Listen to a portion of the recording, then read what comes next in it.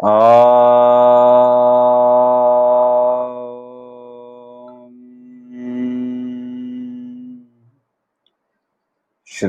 गुरु गणेशाभ्यां नमः। हरिः ओम।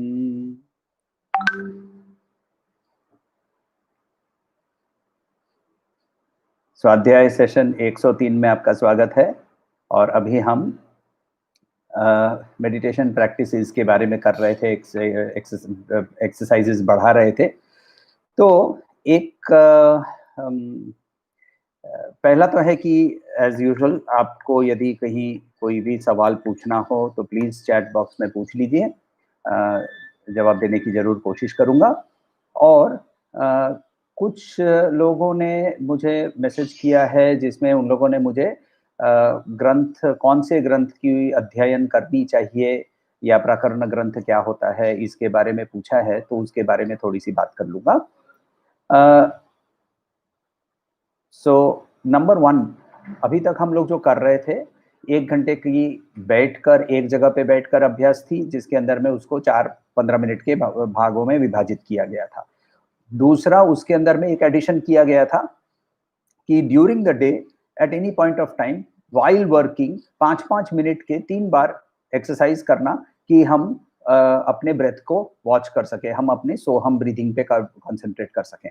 तो ऐसा आशा करता हूं कि करने में बहुत ज्यादा डिफिकल्टी नहीं हुई होगी, क्योंकि यदि आपने ये 1 घंटे वाला प्रैक्टिस जैसे बताया गया था, जैसे हम लोगों ने पहले शुरू किया 45 मिनट्स ऑफ सोहम ब्रीदिंग, फिर उसको कम किया, तो ऐसे जैसे करते करते करते करते हम जैसे बढ़ाते गए, तो इसके अंदर में ये 3 मिनट का जो 5 मिनट का जो 3 बार करने के लिए प्रयास कर रहे हैं, उसमें तकलीफ ज्यादा नहीं होनी चाहिए।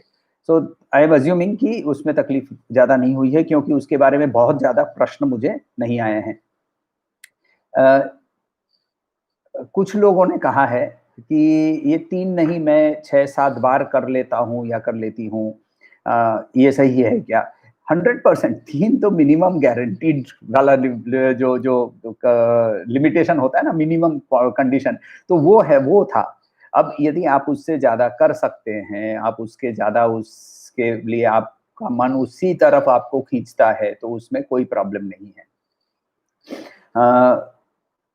स्पेसिफिक एक सवाल आया था सिर्फ एक ही जन से, जिसके अंदर में ये था कि बैठकर जब आसन पे बैठकर जब हम ध्यान अवस्था में जाने की कोशिश करते हैं, तो थॉट्स जरूर बंद हो जाते हैं, मगर आंख से पानी अपने आप गिरने लगता है। क्यों पानी गिरता है?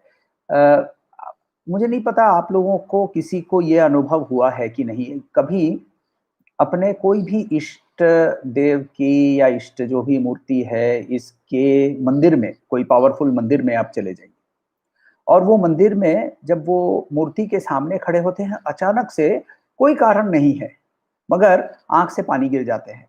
ये क्या हो रहा है? इसमें एक्चुअली क्या होता है कि हमारी बॉडी के अंदर में एनर्जी बढ़ जाती है, whether it is in meditation और whether it is in front of an idol, जिसके प्रति हमारी कोई इमोशनल अटैचमेंट है।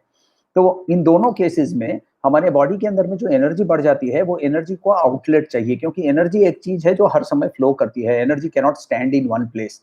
तो एनर्जी जब रुक नहीं सकती है, तो उसको फ्लो करने के लिए उसके पास दूसरा माध्यम नहीं होता है, तो वो आंसुओं के जरिए बाहर आ जाती है। तो उसमें ना तो कोई घबराने की चीज है, और ना तो वो कोई आश्चर्यजनक, कोई एक्सेसिव, कोई एक साइन ऑफ मेडिटेशन भी नहीं है। It is just a physical bodily reaction to a process that is happening inside the body. अब रही हम ये मेडिटेशन के अंदर में सो एब्सोल्युटली राइट। सो जो ये जो टीयर्स हैं, ये टीयर्स आर नॉट कि मैं ये ये राधा जी के आंसू नहीं है, विरह के आंसू नहीं है। ये आंसू सिर्फ शारीरिक एक प्रक्रिया है। तो लोग ना इनके प्रति ऐसे ऐसी रिएक्शंस जब होती है, तो इनके प्रति बहुत सारी काल्पनिक स्टोरीज बनाकर या खुद के बारे में स्टोरीज बना लेते हैं, और कि हमारे अंदर में डिवोशन की या भक्ति की एक भावना बढ़ जा रही है। ऐसा कुछ नहीं है। भक्ति के जो लक्षण है ये, और ज्ञान के जो लक्षण है, सारे सेम है। देखिए, आत्म पूजोपनिषद करके एक उपनिषद भी है। आत्म को, सेल्फ की पूजा, मेडिटेशन में करते क्या है, अल्टीमेटली मेडिटेशन क्या है, इसके बारे में आत्म उपनिषद बहुत सुंदर से बताता है। आत्म उपनिषद बोलता है निश्चिंतनम ध्यानम। तो जब पूजा करते हैं तो पूजा के अंदर में क्या करते हैं, षोडश उपचार करते हैं। षोडश उपचार के अंदर में क्या है, पहला पहला उपचार है ध्यान। ध्यान यानी उस फॉर्म को हम सामने लेकर आते हैं। सो फिजिकली जो फॉर्म सामने है वो ओरिजिनली कलश के अंदर में पूजा होती थी, राइट, या फिर अग्नि के अंदर में पूजा होती थी। तो अग्नि के अंदर में आवाहन करने के लिए वो फॉर्म को मेंटली इमेजिन किया जाता था, तो वहां वो ध्यान श्लोक यूज करते हैं। जैसे सरस्वती जी का ध्यान श्लोक है, या कुंदेन्दु तुषार हार धवला या शुभ्र वस्त्रावृता। तो ये जो ऐसे ध्यान श्लोक हैं, डिस्क्रिप्टिव श्लोक हैं, तो वैसे ही यहाँ मेडिटेशन के लिए, ध्यान अवस्था के लिए वहां उपनिषद बोलता है तस्य निश्चिंतनम ध्यानम, यानी थॉट्स ना आना ध्यान है। सर्वकर्म निराकरण वावाहनम। फिर ध्यान के बाद क्या होता है, आवाहन होता है। आवाहन के बाद आसन दिया जाता है, फिर पाद्य दिया जाता है, अर्घ्य दिया जाता है। उपनिषद बहुत सुंदर से इसके बारे में बोलता है, ओम तस्य निश्चिंतनम ध्यानम सर्वकर्मा निराकरणम आवाहनम निश्चल ज्ञानम आसनम समुन्मनि भाव पाद्यम। तो एक एक करके जो सब मेडिटेशन के स्टेप्स हम अभी तक कर रहे थे, इसी चीज को आत्म पूजा कहते हैं। उपनिषद बोलता है सर्वकर्म निराकरणम आवाहनम। जब हम एक सारे एक्शन निष्क्रिय हो जाते हैं, निष्कर्म हो जाते हैं, जब इसके बारे में हम लोगों ने चैप्टर 6 के अंदर में भी बहुत बार देखा है, चैप्टर 5 के अंदर में भी देखा था कि निष्कर्म होने का मतलब ये नहीं कि निष्क्रिय हो जाना। क्रिया तो चलती रहेगी, मगर कर्म को जब हम त्याग कर देते हैं, तो कर्म फल को जब त्याग कर देते हैं तब हम निष्कर्म हो जाते हैं। तो इसीलिए सर्वकर्म निराकरणम आवाहनम निश्चल ज्ञानम आसनम। जब हम आसन, अपने आत्मन को आसन देना है, तो हमारे अंदर में नॉलेज जो है वो कंप्लीटली सेटल्ड होना चाहिए, दृढ़ नॉलेज होना चाहिए। ये नहीं कि आज ये कल ये, वो जो जिसका नॉलेज दृढ़ नहीं है वो बहते रहता है। तो आज एक किताब पढ़ी और या एक उपदेश सुना या ये किसी प्रवचन सुना, अरे एकदम सही कह रहा है, उसके बाद दूसरे का सुना, अरे ये भी एकदम सही कह रहा है, दोनों एकदम कॉन्ट्राडिक्टरी है, कोई फर्क नहीं पड़ता, क्योंकि हमारे अंदर में हमारी जो बुद्धि है वो दृढ़ अवस्था में नहीं पहुंची है। इसीलिए निश्चल ज्ञानमासनम। फिर बोल रहे हैं कि समुन्मनी भाव पाद्यम, to be remaining open to the self.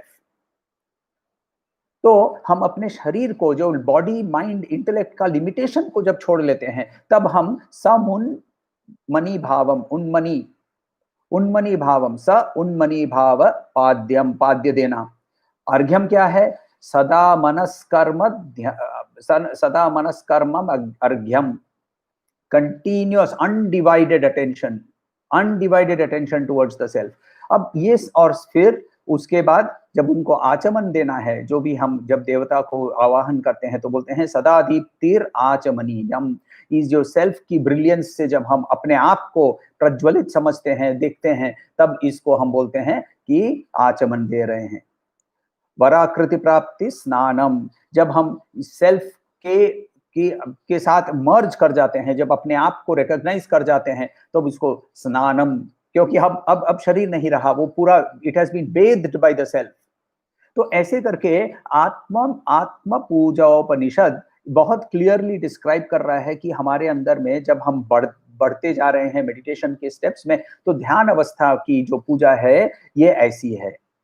So therefore we have to be very clear कि हम एक जब थॉटलेसनेस का मतलब ये नहीं कि चिंता को मैं फोर्स करके बंद कर रहा हूं, और इसीलिए ये पूरी स्टेज बाय स्टेज जब इसको हम प्रैक्टिस में लेके आते हैं।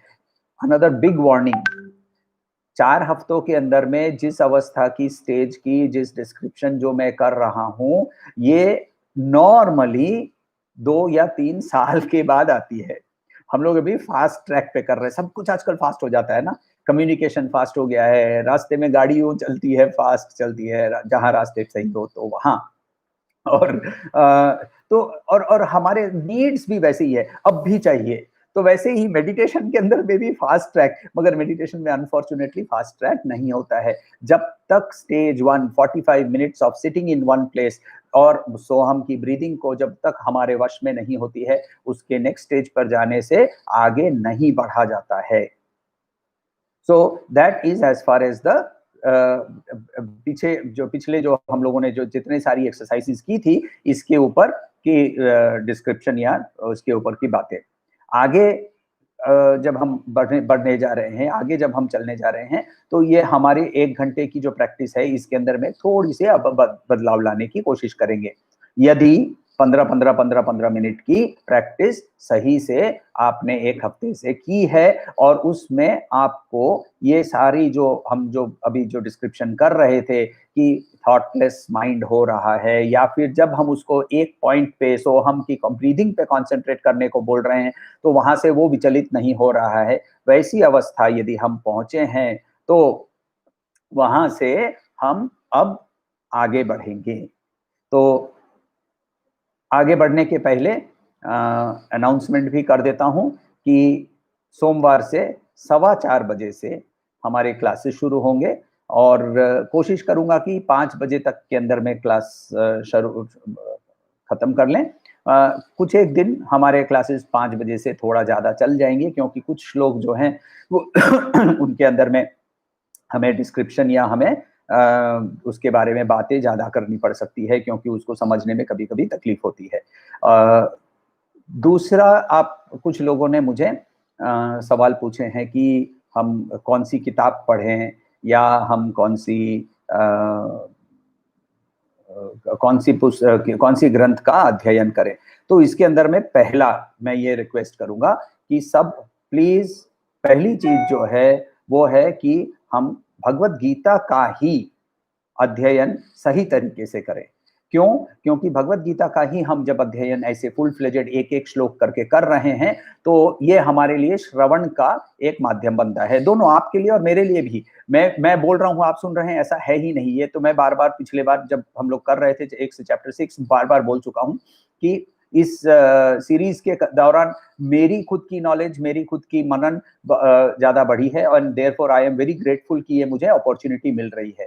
तो मगर जब हम ये जो डिस्कशन कर रहे हैं, इसके अंदर में कुछ टर्म्स, कुछ टर्मिनोलॉजीज हम बार-बार यूज करते हैं। आत्मन यूज करते हैं, ब्रह्म यूज करते हैं, ब्रह्मन यूज करते हैं, देही वर्ड यूज करते हैं, प्रकृति वर्ड यूज करते हैं, माया वर्ड यूज करते हैं। तो ऐसे टर्मिनोलॉजी को समझना बहुत इंपॉर्टेंट है, और इसके लिए स्वामी परमानंद भारती, इनकी एक किताब है, इनका नाम का नाम है वेदांत प्रबोध। मैं लिख लेता हूं यहाँ चैट में, वेदांत प्रबोध, वेदांत प्रबोध बाय स्वामी परमानंद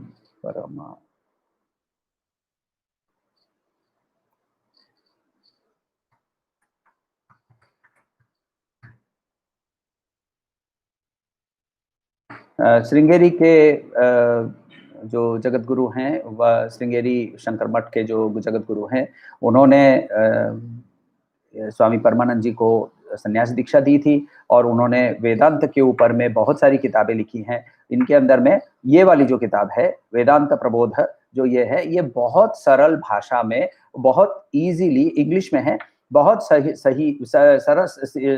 सरल भाषा में और बहुत फ्लोइंग तरीके से उन्होंने वेदांत के बहुत इंपॉर्टेंट जितने सारे टर्मिनोलॉजीज हैं, इनको उन्होंने अद्वैत वेदांतिक थिंकिंग के मेथड से उन्होंने समझाया है। मैं अद्वैत वेदांत स्पेसिफिकली बोल रहा हूँ क्योंकि नॉर्मली लोग ना वेदांत बोलते ही वो अद्वैत वेदांत समझते हैं, मगर ये भक्ति भी वेदांत से ही आता है।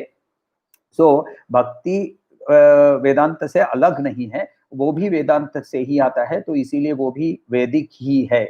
मैं अद्वैत वेदांत की बात कर रहा हूं क्योंकि हमारी यहाँ जो अध्ययन चल रही है, इस अध्ययन में हम लोग अद्वैत वेदांत की दृष्टिकोण से पूरी एनालिसिस कर रहे हैं।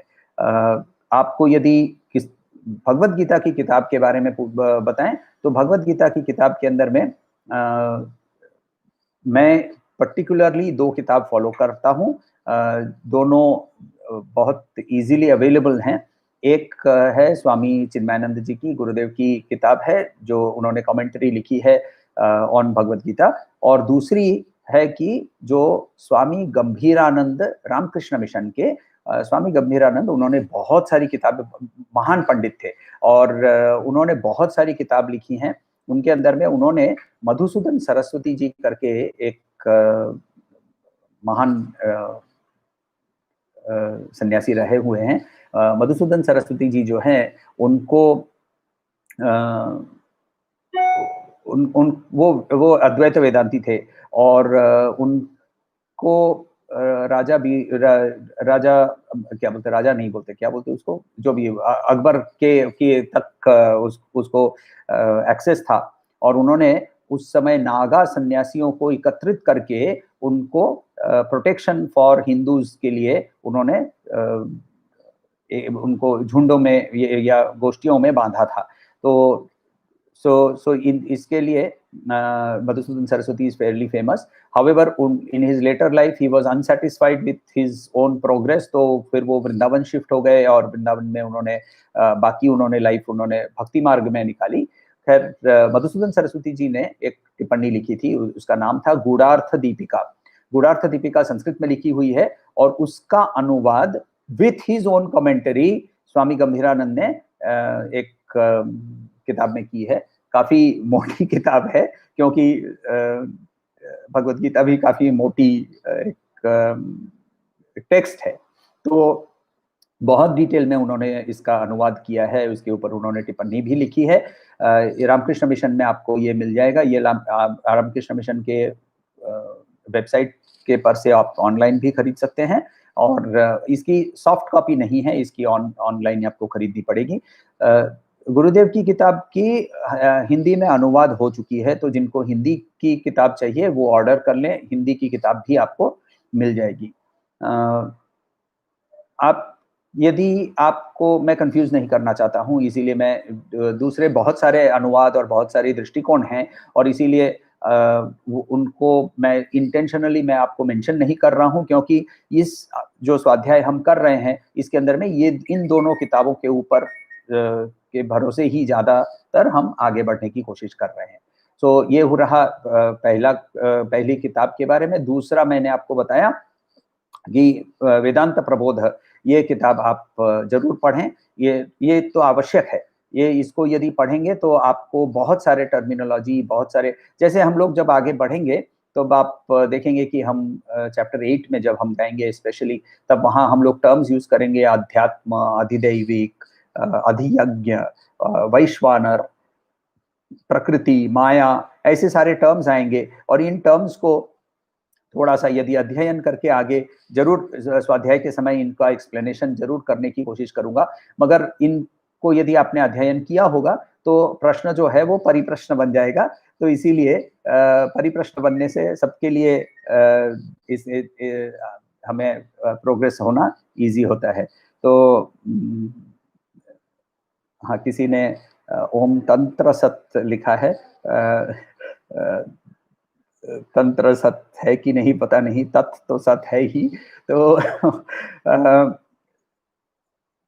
so now let us get to the main crux of today's point कि हम अब आगे क्या करें। तो एक तो ऑब्वियस है कि 5 मिनट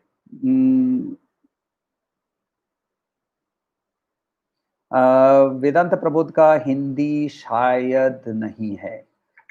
हिंदी में वेदांत के लिए प्राकरण ग्रंथ क्या हो सकती है, मैं थोड़ा सा खोज के बताने की कोशिश करूंगा, मगर मुझे नहीं पता। वेदांत प्रबोध के बारे में तो जरूर पता है कि वो हिंदी में अनुवादित नहीं है, अंग्रेजी में ही है। तो ये वेदांत मेड इजी टाइप की कोई गूगल करके आप कोशिश करें, मेरे साथ एक बार कंसल्ट कर लें कि कौन सी किताब आपको मिली है सर्च पे, और उसके बारे में फिर मैं बता लूंगा। वेदांत प्रबोध आपको अमेजोन में मिल जाएगी। आपको अमेजोन में वेदांत प्रबोध बाय स्वामी परमानंद भारती आप लिखेंगे तो तुरंत आपको मिल जाएगी। ₹500 की किताब है, बहुत ईज़िली अवेलेबल है, 4-5 दिन के अंदर में वो लोग कुरियर भी कर देते हैं। दूसरी अब रही बात हमारे जो मेडिटेशन की प्रोग्रेस की बारे में। तो नंबर 1 जो 3 बार हम 5-5 मिनट का कर रहे हैं, इसको बढ़ाने की कोशिश करनी है। सो इसको बढ़ाने के लिए क्या करना है? तो 3 बार के बदले इसको अब हम 6 बार, 7 बार, 8 बार जितना हो सके मगर एट लीस्ट 5 टाइम्स पहली पहली चीज़ है एट लीस्ट 5 टाइम्स 5-5 मिनट का हम इसको बढ़ाएँ। जो ऑलरेडी 5 बार, 6 बार कर रहे हैं, उसको और थोड़ा बढ़ाएँ। तो जहाँ भी आप हैं, उससे आगे हम see the whole purpose is कि Gurudev used to say, meditation is not what you do, meditation is what you are.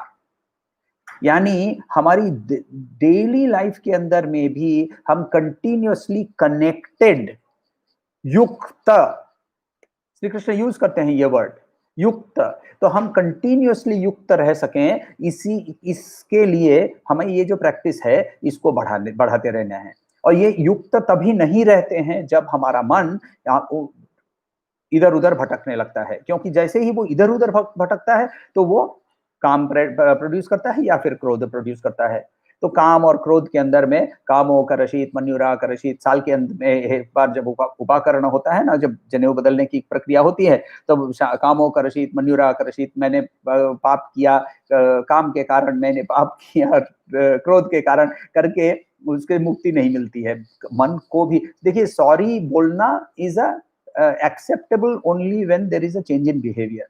I am sorry that I have anger. I am sorry that I have too much desire. इसका कोई मतलब नहीं है जब तक हम उस Dzire को या उस एंगर को कम करने के लिए कुछ न कुछ करें या हमारा बिहेवियर चेंज ना हो तो उस चीज को इस डिजायर को इस एंगर को दोनों को कंट्रोल में रखना इसके लिए हमें काम क्रोध से यदि दूर रहना है तो इसके लिए हमें माइंडफुलनेस के बारे में भी बुद्धिस्ट थियरीज में बताते हैं तो वैसे ही हम भी अब क्या करेंगे कि हमारे ब्रेथ के ऊपर हम वॉच करेंगे तो इस पूरे प्रोसेस में हम बहुत सुंदर तरीके से हम अपने लाइफ को गुजार सकते हैं धीरे धीरे धीरे धीरे धीरे हम इस प्रोसेस को बढ़ाते जाएंगे तो फिलहाल पहला है कि जो 5 मिनट कर रहे थे वो अब उसको 5 मिनट ही रखिए मगर नंबर ऑफ फ्रीक्वेंसीज इसकी बढ़ा दीजिए दूसरा क्या करना है दूसरा ये थोड़ा डिफिकल्ट रहने वाला है जिन्होंने बहुत मेटिक्यूलसली अभी तक की प्रैक्टिस फॉलो की है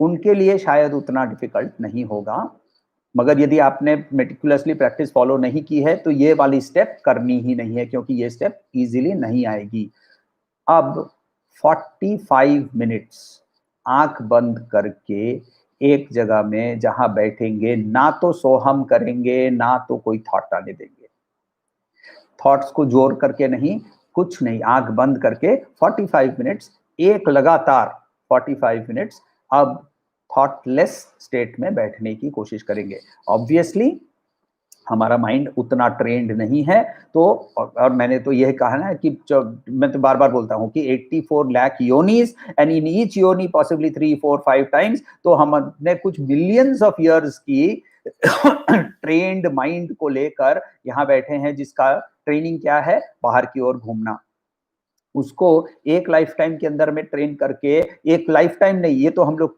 एक महीने के अंदर में ट्रेन करके कि वो विचरण ना करे ये संभव नहीं है तो इसीलिए जब वो विचरण करने लगेगा तो be conscious bring it back and keep it quite 45 minutes उसके नेक्स्ट 15 मिनट्स अब सोहम से ब्रीदिंग करेंगे देखिए मैं उल्टा कर रहा हूं तो पहले जब बैठेंगे तो 2-3 ब्रेथ ऑफ सोहम करके बस 2-3 सांस ताकि ट्यूनिंग हो जाए ट्यूनिंग होने के बाद आप थॉट्स बंद कर दीजिए और उसके बाद 45 मिनट्स होने के बाद 15 मिनट्स के लिए अब वापस सोहम से ब्रीदिंग करके धीरे धीरे 15 मिनट के बाद आप नॉर्मल वर्ल्ड में आकर अब आंख खोल लीजिए आंख खोलने की ऐसे जब लंबा आंख बंद करते हैं तो आंख खोलने की प्रक्रिया सबको पता है इसीलिए मैं दोहरा नहीं रहा हूं डिटेल में मगर सबको पता है कि हैंड्स हैव टू बी रब हाथ गर्म हो जाए तो हाथ की ये वाली पोर्शन आंख के ऊपर लगाएं ताकि आंख में वार्मथ आ जाए और उसके बाद धीरे धीरे जितना हो सके धीरे आंख को खोले तो ये हमारी बैठ के जो करेंगे प्रैक्टिस, इसकी फाइनल स्टेज है। 45 मिनट्स हम आंख बंद करके बिना कोई थॉट के हम रहेंगे और उसके बाद 15 मिनट्स तो ऐसे हम जो हमारा नॉर्मल ब्रीदिंग है, धीरे धीरे ये सोहम की ब्रीदिंग करेंगे और बाकी समय जब ड्यूरिंग द डे हम 3 बार यदि सोहम की ब्रीदिंग का ब्रेथ वॉचिंग की प्रैक्टिस कर रहे थे, सोहम की ब्रीदिंग कर रहे थे, तो वो 3 बार को 4 बार 5 बार मिनिमम करने की कोशिश करें और जो ऑलरेडी 5 बार कर रहे थे उसको 6 बार करें, जैसे करके बढ़ा सके वैसे करके आगे बढ़ते जाए। सॉरी, कोई सवाल हो तो पूछिएगा।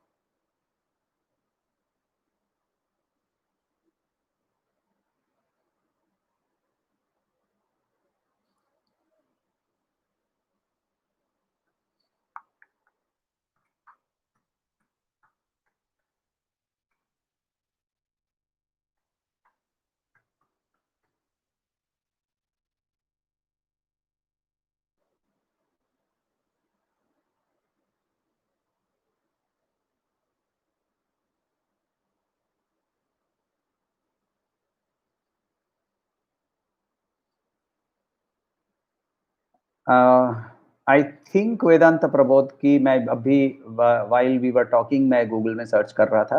आई थिंक वेदांत प्रबोध की हिंदी विल वर्जन भी अवेलेबल है, एक बार चेक कर लीजिएगा।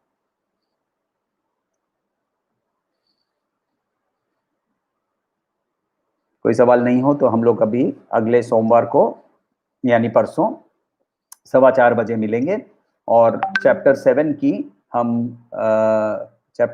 हम अध्ययन शुरू करेंगे।